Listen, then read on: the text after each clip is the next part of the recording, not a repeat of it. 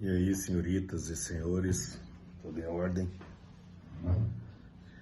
Manoano, continuar então com Augusto Conte. Vou voltar um pedacinho no objetivo e depois nós vamos para as características onde ele entende através de uma obra dele, que é o Discurso sobre o Espírito Positivo. Ele vai ter um compromisso com algumas coisas. E então, na aula passada eu terminei assim, ó. O objetivo do método positivo é a investigação, é a pesquisa das leis gerais que regem os fenômenos naturais. Aí o positivismo ele vai diferenciar do empirismo, porque não reduz conhecimento científico apenas aos fatos observados. É na elaboração de leis gerais que reside o grande ideal da ciência. Então ele vai defender que o cientificismo ele é em todas as áreas. E aí, com base nessas leis, os seres humanos tornam-se capazes de prever os fenômenos naturais, podendo agir sobre a realidade, que seria o ver para crer. É o lema da ciência positiva. O conhecimento científico ele vai tornar-se um instrumento de transformação da realidade, do domínio do ser humano sobre a natureza, e as transformações impulsionadas pela ciência vão visar o quê? Visam o progresso. Então, eles vão chegar a isso, de que o progresso ele só acontece quando se detém, então, o conhecimento científico e tem capaz de dominá-lo e prever. E esse, então, está subordinado à ordem. Por isso que o lema da sociedade positivista, que vai ser aplicado à sociedade, é o quê? Ordem e progresso, que muito foi criticado por isso. Porque é como ele coloca aqui, ó. O progresso, porém, as ciências visam o progresso. Este, porém, deve estar o quê? Subordinado à ordem. Então vai ter alguém que comanda, e esse alguém que comanda, eles vão seguir em frente ao progresso debaixo de uma ordem.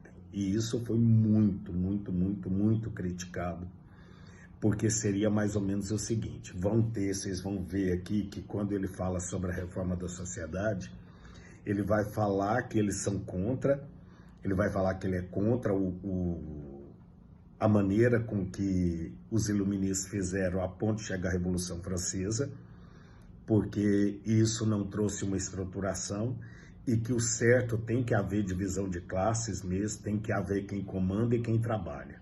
Ou seja, esse lema positivista é o seguinte, ó, ordem, cala a boca, porque se você obedecer, aí sim vai ter ordem, e a ordem leva ao progresso. Então, os teóricos criticaram muito, porque a quem se deve obedecer? A quem está no topo. E quem normalmente está no topo não é só quem tem poder, é quem tem poder.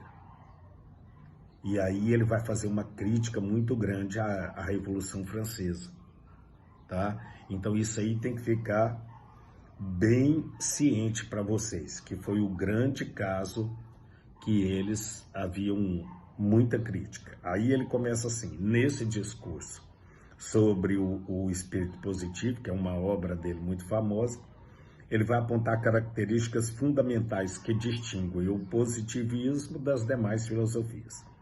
Então, qual o compromisso que ele tem com a realidade?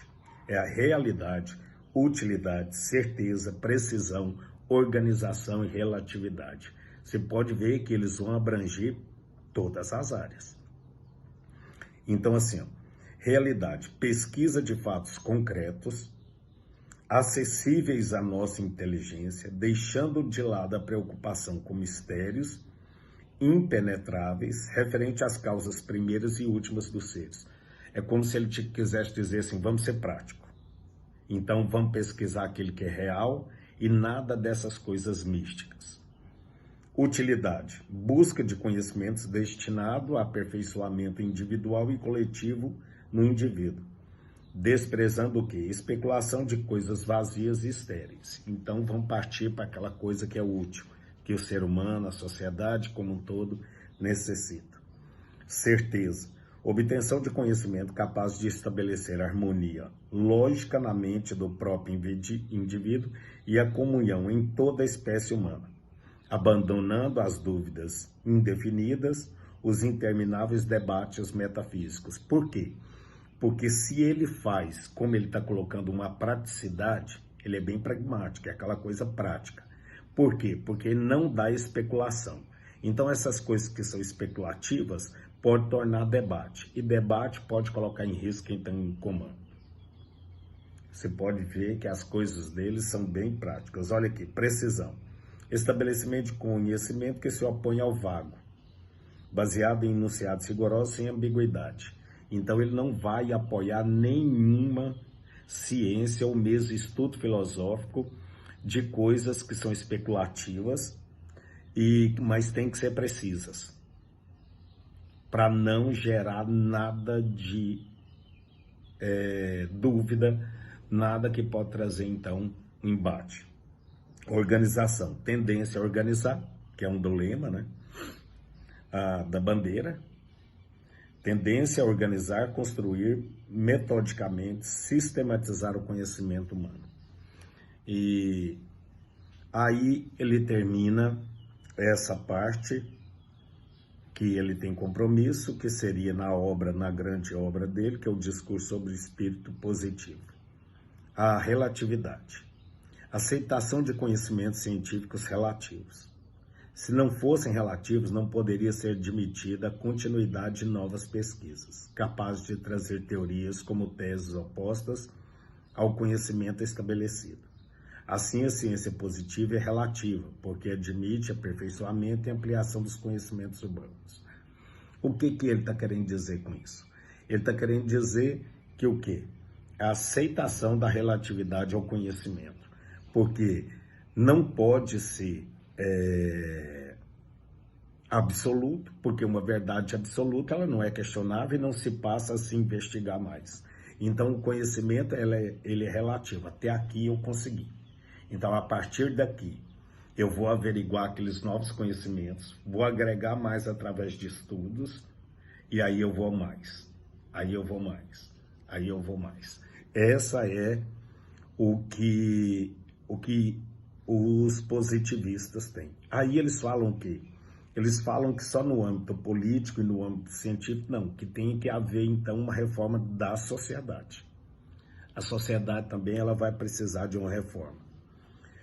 Ele, então, olha aqui, prestem atenção. Como ele nasceu e viveu na França pós-revolucionária, a questão social não poderia, então, deixar de ser importante na sua reflexão.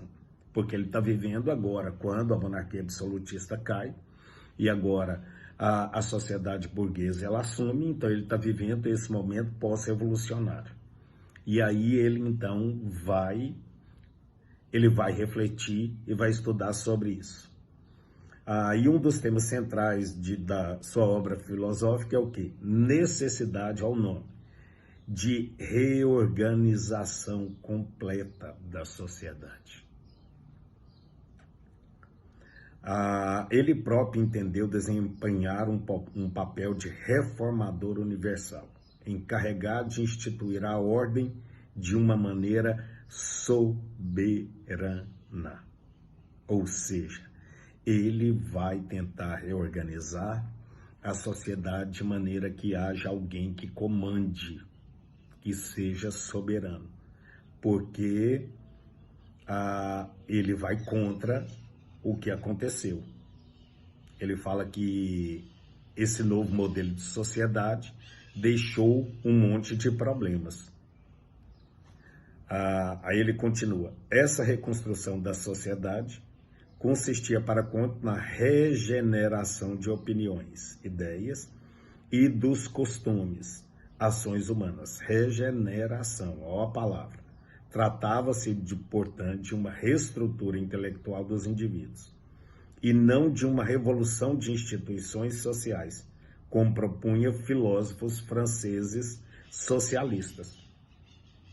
Por quê? Porque o socialismo ele vai brigar por uma igualdade da sociedade, onde não houvesse essa divisão de classe, que ambos teriam que ter privilégios sociais e todos serem importantes dentro da sociedade. Então ele vai contra esses filósofos socialistas. E ele acreditava a reforma da sociedade proposta por ele deveria obedecer o seguinte passo: reorganização intelectual, depois moral e, por fim, política. Segundo ele, a Revolução Francesa, prestem atenção, destruiu uma série de valores importantes da sociedade tradicional europeia, não sendo capaz, entretanto, de impor novos e permanentes valores para a emergente sociedade burguesa. E nisso residia a grande tarefa de desempenhar a filosofia positiva, restabelecer a ordem na sociedade capitalista industrial. Então você pode ver que ele quer comandar de uma maneira absoluta, né? Trazer uma teoria que faça com que a sociedade ela seja estratificada novamente, que imponha e reorganize valores que agora com a sociedade burguesa havia caído. E ele, terminando, ele põe assim: em relação aos conflitos entre proletariado e capitalista, Comte assume uma posição considerada conservadora, defendendo a legitimidade da exploração industrial, concordava com a divisão de classes sociais e considerava indispensável a existência de empreendedores capitalistas e dos operadores diretos, o chamado proletariado. Para os trabalhadores, defendia um tipo de doutrinação positiva, destinada a confirmar necessidades do trabalho práticos, mecânicos e inspirando. Ou seja, cala a boca, obedeça, que daí nós estamos em ordem e atingimos o progresso. Então, até o dia da live.